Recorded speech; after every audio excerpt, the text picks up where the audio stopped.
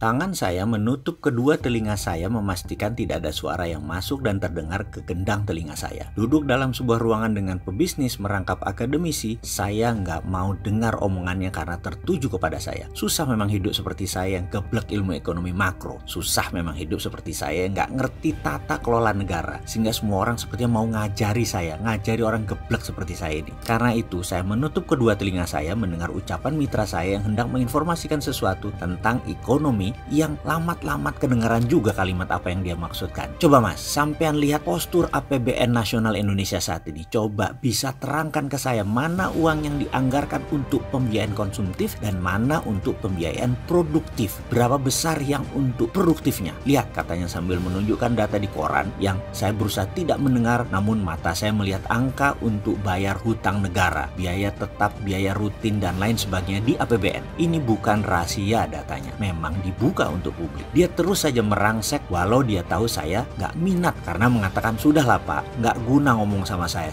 ini siapa, nggak ada apa-apanya, saya ini hanya tokai bagi para pejabat. Demikian saya mengatakan sambil menurunkan tangan di telinga saya dan dia terus mengatakan, mas berapa dana APBN yang buat menambah value added, menambah competitiveness negara Indonesia ini? Berapa? Ada nggak anggaran itu? Saya nyeletuk, infrastruktur. Saya menjawab sekenanya, bukankah dengan adanya infrastruktur jalanan jadi cepat ke tempat tujuan? Misalnya, dia mendengarkan defense saya tersebut. Lalu dia bertanya kepada saya, yang dibangun jalanan untuk meningkatkan produktivitas atau untuk meningkatkan produksi? Saya bertanya, bedanya apa pak produktivitas dan produksi? Maaf, saya ini gua blok pol urusan ilmu ekonomi. Dia menjawab, meningkatnya produksi adalah meningkatkan sales dan jumlah hasil. Sedangkan meningkatkan produktivitas adalah meningkatkan profit. Jadi tingginya produksi belum tentu meningkatkan profit dan naiknya profit tidak harus dengan meningkatkan produksi. Waduh, begini nih kalau kepala mulai dibombardir sama pakar ekonomi dan pengusaha senior. Yang susah adalah dia business angel saya. 20 tahun terakhir kalau saya perlu bridging finance, ya dia yang mengeluarkan tanpa jaminan apapun. Saya perlu dana praoperasi apapun, dia dengan segera mengeluarkan dana dan saya balikan berupa bagi hasil. Tanpa orang seperti begini di sekeliling saya, kurang cepat saya berkembang usahanya. Dan untung saya punya belasan orang yang percaya, yang nggak pakai jaminan kalau sedang short of money. Jadi kalau dia sedang mau ngomong, ya terpaksa saya dengar. Seperti saat ini, infrastruktur pasti naikkan produktivitas lah. Jawab saya cepat. Oh belum tentu mas. Walah, kata saya dalam hati, bakal panjang nih. Kita mau bahas dari mana dulu? Faham dunia distribusi. Cepatnya barang berpindah benar meningkatkan produksi. Tapi sampean harus faham dunia distribusi. Bukan saja jalan cepat dari poin A ke poin B dari 12 jam jadi 6 jam. Terus Anda mengatakan itu menghemat. Benar, tapi tidak semuanya. Biaya distribusi,